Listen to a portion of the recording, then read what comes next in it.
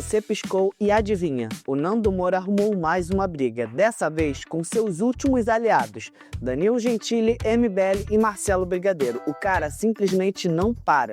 Pensando nisso, eu decidi abrir a caixa preta das maiores tretas do Nando. Vamos relembrar quem foram as vítimas dos motivos estúpidos e, é claro, os apelidos ridículos. E fique até o final porque eu vou te explicar a história do tipo de amigo que o Nando é. No caso, o amigo escorpião. E você vai entender o porquê ter um amigo assim por perto é pedir para levar uma ferroada. Mas antes do circo pegar fogo, você já sabe, né? Se inscreva no canal, ative as notificações, curta, comente Garoto Espertinho só pra gente confundir um pouco esse algoritmo. E também mande esse vídeo para aquele seu amigo que acha que o Nando Moura é um gênio incompreendido ou um imbecil. Ah, se tiver a opção, hype esse vídeo porque é muito importante pro canal e não te custa nada. Outra coisa, na descrição eu deixei várias opções de vídeos que eu sei que você vai curtir. Agora, sem mais demora, bora pro vídeo.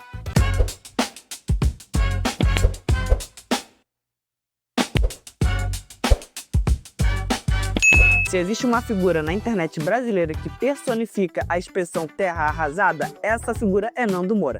Mais do que um músico ou comentarista político, Nando se consolidou como um profissional do conflito, do qual ganhou fama e muito dinheiro vendendo cursos de mestre do capitalismo para você ficar rico ou vendendo livros pelo dobro do preço dos concorrentes. Mas se você não comprar dele, você é um maldito comunista. Isso sem falar de outras formas de negócio. Mas voltando aqui.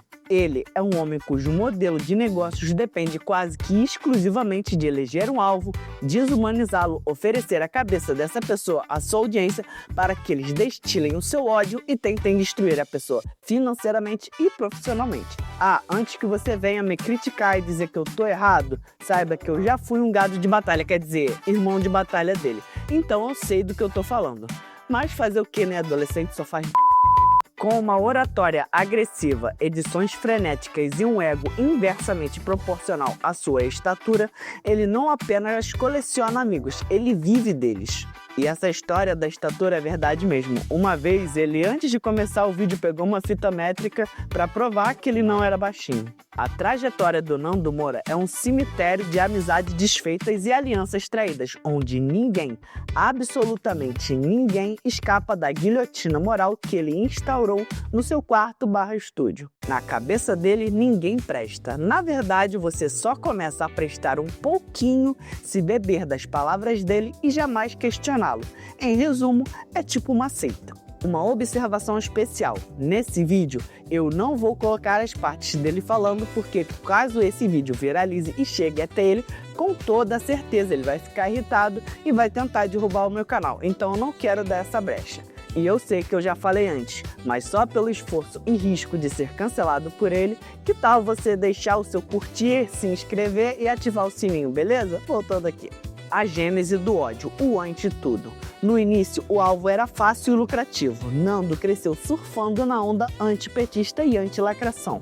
Foi aqui que ele escolheu o seu arqui-inimigo eterno, Felipe Neto, ou Garoto Espertinho. A obsessão do Nando pelo Felipe era algo patológico. Durante anos, ele capitalizou em cima de cada respiro do youtuber, criando apelidos como Garoto Espertinho, Nelipe Feto ou apenas Feto. O argumento era moral. Nando se vendia como um protetor da família contra a degeneração promovida pelo Felipe. Mas na prática era uma simbiose. Nando precisava do Felipe para ter em quem bater. E esse é o tipo de caso do qual eu torço pela briga, porque eu também não morro de amores pelo Felipe. Mas também, com toda a certeza, o Nando passava dos limites. Nessa mesma leva, ele mirou o Cauê Moura e PC Siqueira. Nas palavras dele, Maconhê Moura e PT Porqueira. Para o Nando, eles eram a escória progressista. Contra o Cauê, os ataques eram visuais e pessoais, focando na hipocrisia do discurso da esquerda versus o estilo de vida capitalista. Contra o PC Siqueira, a crueldade foi elevada à máxima potência, onde Nando tripudiava abertamente, inclusive prevendo e zombando do destino trágico que o influencer viria a ter. Observação rápida, esse caso do PC Siqueira é ainda pior, porque pouco tempo antes dele falecer, ele teve aquele problema do qual ele recebeu uma foto totalmente inapropriada e tentou pedir ajuda para um amigo, porque de alguma forma ele tinha sentido algum tipo de atração, ou achou que sentiu. Esse suposto amigo filha da mãe, além de não ajudar, postou nas redes, o que fez com que as pessoas e o governo achassem que o PC curtia a criançada. E é claro que o nosso paladino da justiça moral, Nando, foi pra cima do PC, atacando igual um leão esfomeado vai atrás de uma zebra machucada. Depois do falecimento, como um bom cristão, ele disse que se sentia triste com a partida dele. Só que eu acho que, na verdade, ele ficou triste porque perdeu um saco de pancada e de engajamento. A cruzada contra a ciência e os isentões. Como não bastava bater na esquerda, Nando precisava ser o dono da verdade universal. Isso o colocou em rota de colisão com a comunidade científica e os isentões.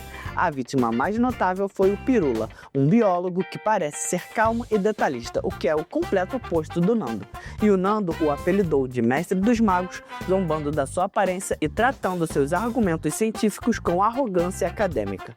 Isso sem falar de outros ataques, como o fato dele ser ateu e o Nando supostamente ser cristão. Isso fez com que ele achasse no direito de ofender a crença ou a falta da crença dele. Mas a maior prova da toxicidade do Nando foi o ataque a Leon e Nilce do canal Coisa de Nerd. O canal, conhecido por evitar polêmicas, foi triturado por Nando simplesmente por não declararem voto ou apoio político explícito a quem ele queria. Enquanto eles estavam na rota de ódio do Nando, ele achou uma antiga propaganda política da Nilce a favor do PT. E isso era tudo que o Nando precisava. No dia seguinte, ela virou a Comunilce e ele o Capsulinha. O apelido dele eu realmente não sei o que significa. Eu acho que talvez seja a caçulinha, um refrigerante pequeno, sei lá. Vai saber o que se passa na cabeça dele. Talvez ele esteja dizendo que a cabeça do cara é grande, sei lá, né? Mas tratando do ódio do Nando, vai que a cabeça que ele queria ver era outra, né? Mentira, eu sou bem macho. Já quebro eles todinho a pau já. Brincadeira. Ou será que não? Nando criou a narrativa de que o silêncio ajuda o opressor. Ele também chamou o Leon de covarde e isentão, jogando uma horda de seguidores raivosos contra um dos canais mais pacíficos do Brasil, assim como Peter Jordan e Andressa Jordan. Se pra ele naquela época ser isentão era ruim e desprezível, imagina se o Nando do passado visse o Nando da última eleição e nas próximas. O que será que esse Nando do passado diria pro atual? E isso só aconteceu porque ninguém tá dando mais bola pra ele, já que ninguém presta, né? Então ninguém se importa com ele. Tudo isso mostrou que para o Nando não bastava você ser inimigo. Se você não fosse um soldado dele, você já era um alvo. E é por isso que eu estou quase que mendigando o seu like e a sua inscrição para que esse vídeo vale a pena. Brincadeira. Será? A implosão da direita, traindo pais e filhos. Um dos capítulos mais sujos da história do Nando Moura não é contra a esquerda, mas sim contra os seus próprios aliados. O que, sinceramente, para mim, é a pior coisa que um ser humano pode fazer é trair os seus próprios amigos. Aqueles que são seus amigos e estão lutando junto com você. Mas voltando aqui, ele foi um dos maiores cabos eleitorais de Jair Bolsonaro. Até que o ego falou mais alto. Ele achava que teria contato direto com o presidente e que Bolsonaro faria tudo o que ele quisesse. O Nando queria ser o presidente e usar Bolsonaro como o fantoche dele como mais um gado de batalha. Como isso não aconteceu, o Nando ficou maluco, se espumando de raiva, apontando o dedo para a câmera, dizendo que ele iria derrubar o presidente. É sério, eu não sei se vocês estão percebendo, mas eu me segurei para não rir agora. Ele realmente tem um ego tão grande e tão inflado a ponto de achar que ele elegeu um presidente. Então, Nando, tenta eleger o próximo aí. Seus amiguinhos do MBL ou ex-amigos vai saber. É claro que quando o Nando decidiu romper com o bolsonarismo, ele não apenas discordou, ele declarou a guerra nuclear. O antigo mito virou minto ou vagabundo. Mas o ódio visceral foi direcionado a Eduardo Bolsonaro, a quem ele batizou eternamente de Bananinha. Isso por causa de uma história de Patrícia Leles, que disse que namorou com ele e falou que a peça do Eduardo era pequena. Nando também chamou de incompetente e disse que ele só tinha o cargo por causa do pai. Ele também atacou seu amigo, nosso amigo e o amigo do Murilo, o Flávio Bolsonaro, com o apelido de Flávio Onca pelos supostos casos de irregularidade na sua loja de chocolate e as supostas rachadinhas. Já com Olavo de Carvalho, a quem Nando chamava de mestre, virou o velho e Jim Jones da Virgínia. A briga foi de uma baixaria sem precedentes. Nando, que bebia de cada palavra de Olavo, passou a chamá-lo de líder de seita e falido. Essa treta foi causada porque Olavo não dava toda a atenção que ele achava que merecia. Na mente dele, Nando era um grande intelectual que merecia mais reconhecimento, inclusive do seu suposto mestre. A revolta foi tanta que ele jogou a camisa do Olavo no chão, usou de pano de chão e queimou todos os seus livros na sua lareira. É claro que quando você ataca o Olavo e a família Bolsonaro, toda a direita vai tentar defendê-los. E o Nando atacou todo mundo que os ajudaram, inclusive aqueles que não foram na mesma linha de raciocínio dele, porque quem não é amigo dele é inimigo. A inveja da nova geração. O caso Nicolas Ferreira. Hoje, Nando Moura soa como um rei sem reino, gritando contra as nuvens, e nada deixa isso mais claro do que seu ódio por Nicolas Ferreira. Nicolas é tudo que o Nando queria ser. Jovem, influente, eleito com votação recorde e o novo queridinho da direita de uma forma que ele nunca foi e gostaria de ser. E é claro que a inveja transbordou e transborda até hoje, a ponto dele, num debate no podcast Inteligência Limitada do Vilela, dizer que ele estava se segurando para não enfiar a mão na cara do Nicolas, que também estava no debate. Nando se refere a Nicolas como Nicole ou Chupetinha. O apelido vem do vídeo íntimo homossexual, onde dizem que o cara que estava lá era o Nicolas, coisa que especialistas confirmaram que não era ele naquele vídeo. Só que aqui no Brasil, terra onde ninguém se importa em espalhar notícias falsas, acabar com a carreira e destruir vidas, e difamá-los isso não importava. Isso foi uma tentativa baixa de questionar a heterossexualidade dele e usar a homossexualidade como um tipo de ofensa. Como se já não bastasse, Nando também tenta diminuí-lo a todo custo, tratando-o como um moleque vazio que usa fé para enganar trouxas, sem perceber que ele mesmo próprio já fez essa tática há anos atrás e só não consegue usar isso atualmente porque a máscara dele já caiu faz muito tempo. Hoje ele só engana adolescentes porque ainda não sabem nada da vida e quando crescerem vão deixar de acompanhá-lo. O resultado de tudo. Nando Moura é um exemplo clássico do homem que prefere ter razão ao invés de paz e amigos. Ele xingou músicos como Regis Tadeu, a quem ele despreza só por criticar a banda que ele gosta. Brigou com o MBL, movimento em que ele tem uma relação estranha de amor e ódio, algo meio bipolar, e se isolou numa ilha de ressentimentos. Seus apelidos não são apenas piadas, são ferramentas de desumanização. Ao chamar alguém de Bananinha, Seto ou Nicole, ele retira a complexidade do adversário e o transforma em uma caricatura para ser apedrejada. Até hoje, ele não é reconhecido musicalmente, porém sua obra principal e composição são uma sinfonia de ódio que, no final, deixou ele tocando sozinho para uma plateia que só quer ver sangue. Lembra da história que eu disse que ia contar do escorpião? Então, um escorpião estava na margem do rio querendo atravessar para o outro lado.